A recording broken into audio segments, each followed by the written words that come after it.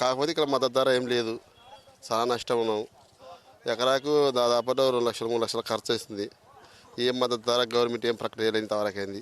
హామీలు చెప్తున్నారు కానీ దాని నుండి ఎవరు చర్య తీసుకుంటలేరు. అప్పుల బాధ అయిపోతుంది నాకు పూర.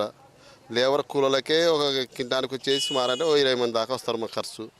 అంతా 11, 12 అంతా నడుస్తుంది. ఏదో ఒకటి 13,500 అట్లా నడుస్తుంది. ఏదో ఒకటి ఇట్లా ఎక్కువ నడిచేది 11, 12. 13,000 అమ్మాయి మిరగాలు. అంతకుముందు 20,000 దాకా ఉన్నాయి. 13,000 ఉంది ఇప్పుడు.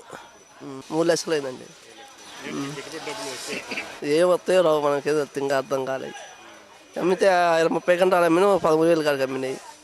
తాళం 15 గంటలు అయినాయి, ఎరగాలం 15 గంటలు.